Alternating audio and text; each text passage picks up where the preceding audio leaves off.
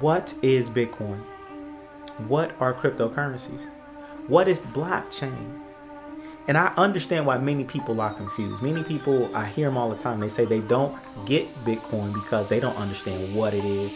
If you are waiting to have a full understanding before you get it, I tell you, you're never going to get it. Bitcoin is one of those things that is ever evolving.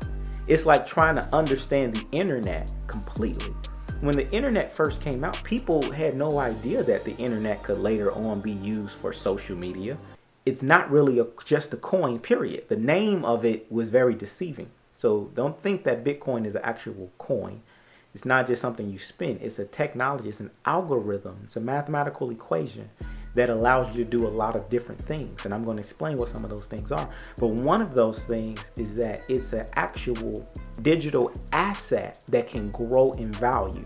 Same way where you will buy a piece of real estate, and that real estate over time is going to grow in value because there's a limited amount of Bitcoin that exists. Only 21 million Bitcoin that exists. And if you really go into the technology, it's less than 21 million that will ever exist, because you have some coins that will be lost forever because people have lost the keys to the coins. You have people who have died and they've had coins and no one knows how to get access to them, because Bitcoins have a private key and only the people with the private key can ever get them, because it's a decentralized technology. Basically what that means is no government or country owns Bitcoin.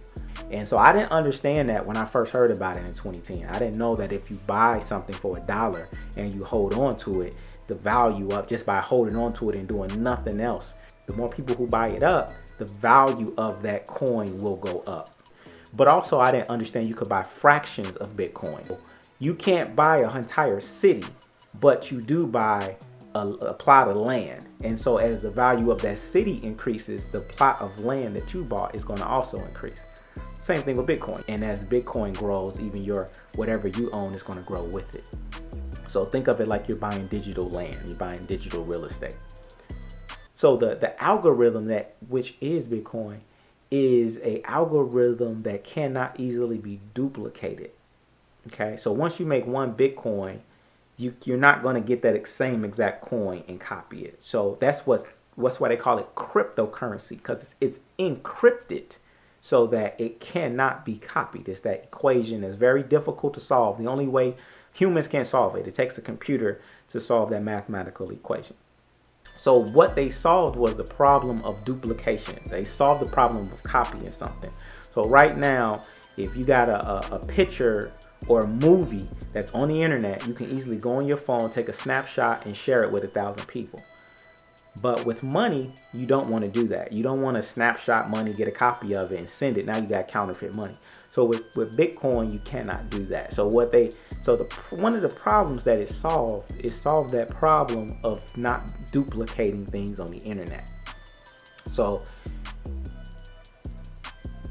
taking that understanding, okay, what they did is they took, when I say they, I mean developers, meaning people that looked at this technology, because there's a white paper that was created, right? A white paper is basically like instructions for whoever developed Bitcoin, which no one knows. It's supposed to be Satoshi Nakamoto.